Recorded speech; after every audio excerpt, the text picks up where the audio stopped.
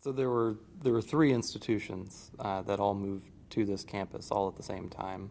That would be St. Louis Children's Hospital, Barnes Hospital, and the Washington University School of Medicine. They all came here and opened within 6 months of each other. Barnes was the first. It opened in December 1914.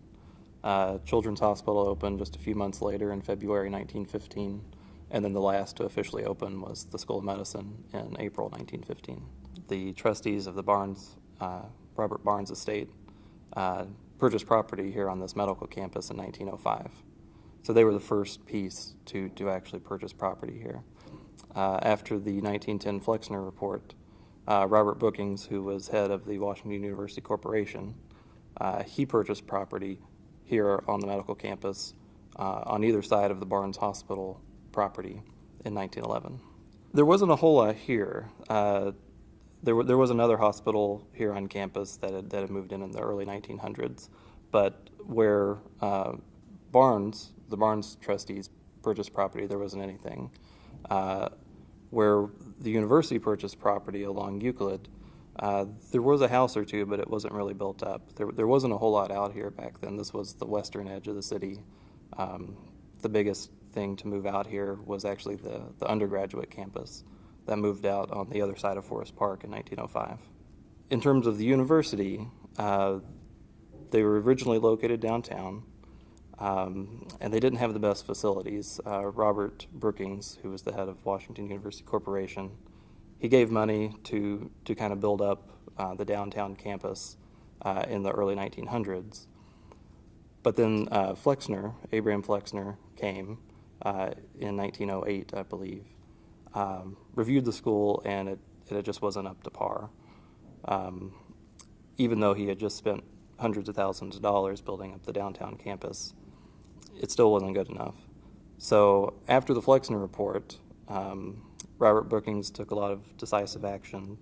One of them is he fired everybody on the medical staff. 100% of the faculty was let go. A few of them were rehired, but most of them weren't. And for the department heads, none of them were rehired except for one, Robert Terry, the head of the anatomy department. And part of the importance of Abraham Flexner influence on our university is that Flexner and Brookings established a relationship. Despite Flexner not giving the school the best review, the two kind of worked together, and Flexner was kind of his advisor as to how to make the medical school better. And so the first step was to fire all the faculty. The second step was to recruit all new department heads. And Robert Brookings had a really good sales pitch. One being that he had that affiliation with that world-class Barnes Hospital.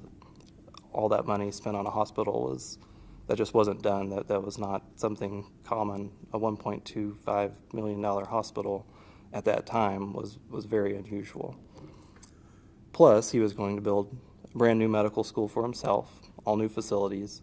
So all of the new department heads that he hired would be a part of that process, and they would get to design their own lab. So that was a good selling pitch as well. Not to mention, he also affiliated with Children's Hospital. And Children's got a new facility here on the medical campus as well.